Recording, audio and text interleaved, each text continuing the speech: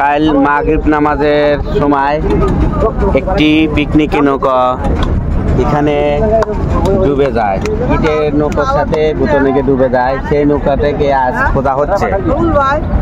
নৌকাটা এখনো পাওয়া যায়নি।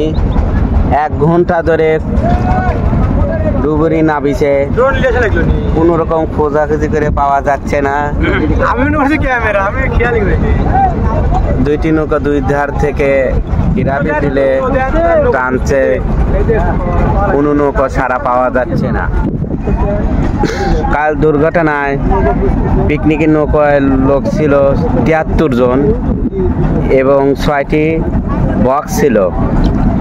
জেনারেটর ছিল 5টি বক্স পাওয়া গেছে, আর একটি বক্স পাওয়া যায় নাই। জেনারেটর সহ তলিয়ে গেছে নৌকাটি।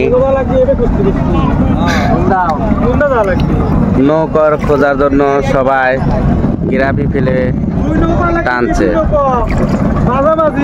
এই মুহূর্তে তাজা তাজা খবর।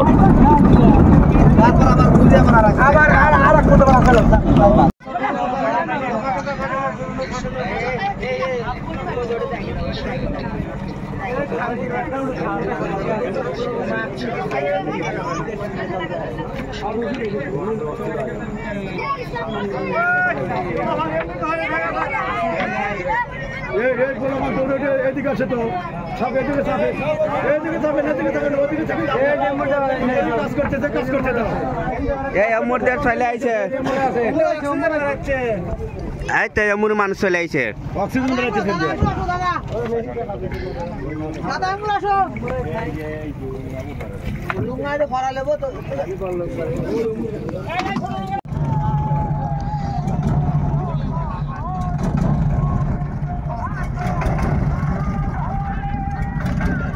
একটা দুর্ঘটনা ঘটতে পারত, কারণ যে টাইমে নৌকাটা ডুবিছে হিসেবে 70 জনের উপর লোক ছিল, কিন্তু তাহলে আল্লাহর রহমতে কারো বিপদ হয় নাই যদি এলাকার লোকজন সতর্ক না থাকতো। এবং বর্তমান যুগে ছেলেপেলে নদীর ধারে বাড়ি বা নদী এলাকা বাড়ি দেখে সাঁতার জানে। তাছাড়া যদি সাঁতার না জানতো অনেকেরই আহত হতো বা মৃত্যুর সম্ভাবনা ছিল। তাই পিকনিকে যাওয়ার আগে সময় এবং টাইমটা মেনটেন করবেন, যে কতক্ষণ বাইরে থাকবেন আর কতক্ষণের মধ্যে আপনি তার নিজ নিজ গন্তব্যস্থলে পৌঁছবেন, কারণ সন্ধ্যার পরে কিন্তু অন্ধকার নামে। তাই বর্তমানে যারা এখনও পিকনিকে যান নাই তারা যাওয়ার আগে সব দিকে সতর্ক থাকবেন, যাতে পিকনিক যাওয়ার আগে আপনার কোনো সমস্যা না হয় এবং কয়টা মন থাকবেন সে একটা সতর্ক থাকবেন। সবাই ভিডিওটা বেশি শেয়ার করে দেবেন। আমরা এই বরাবর কত ডুব পারছি।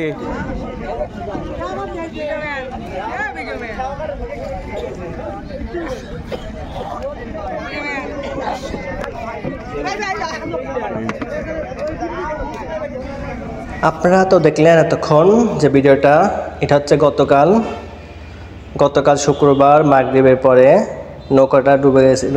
একটা ইটের নৌকাটা সে ধাক্কা দেওয়ার কারণে নৌকাটা ডুবে যায়।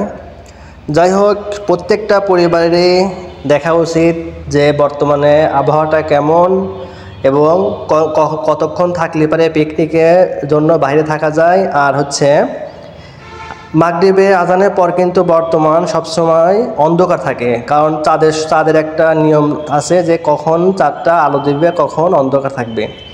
এখন হচ্ছে 4টা সন্ধ্যার থেকে রাত 10টা পর্যন্ত কিন্তু পুরোটা অন্ধকার থাকে। আপনারা দেখবেন আজকেই যে সন্ধ্যার থেকে 8টা 9টা 10টা পর্যন্ত অন্ধকার থাকে বেশি। তাই পিকনিকের নৌকা যখনই বের হয় সকাল বের হলে পারেও সতর্ক সাথে মাগরিবে আজানের আগেই পৌঁছানো উচিত তাদের নিজ নিজ গন্তব্যস্থানে। যদি তারা এরকম খেয়াল থাকতো তাহলে পারে এরকম একটা অ্যাক্সিডেন্ট হতো না, কারণ প্রত্যেকটা পোলাপানি ছিল সম্ভবত 10 থেকে 15 বছর, অল্প বয়সে সবই। তাই তাদের পরিবারদের এরকম সচেতন হওয়া উচিত যাতে কোনো রকম বিপদ না হয়। পিকনিকে যাওয়া সবার ইচ্ছা জাগে, কিন্তু নৌকা পথে সবসময় বিপদ হওয়ার সম্ভাবনা বেশি থাকে, কারণ ঝড় বৃষ্টি আসলে পারে নৌকাতে অনেক রিস্ক থাকে। তাই প্রত্যেকেরই উচিত এই পিকনিকে যাওয়ার আগে আবহাওয়াটা দেখা উচিত যে কতক্ষণ আমরা বাইরে থাকবো আর কতক্ষণের মধ্যে আমরা বাসায় আসতে পারবো। সবচেয়ে বেশি সতর্ক থাকতে হবে ফ্যামিলিদেরকে।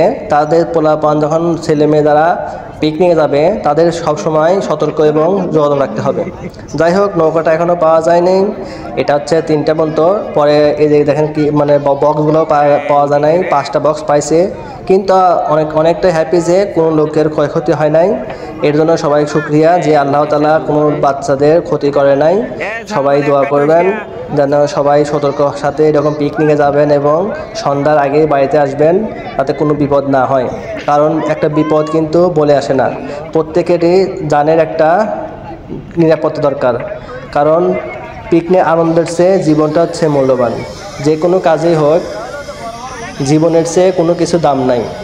তাই আপনারা কিন্তু এরকমভাবে প্রত্যেকটা পরিবারে উচিত তাদের ছেলেমেয়ে যখন পিকনিক যাবে নজর রাখার জন্য, যাতে কোনো বিপদ না হয় এবং সন্ধ্যার আগে যাতে বাসায় ফিরে আসে সেদিকে খেয়াল রাখা উচিত।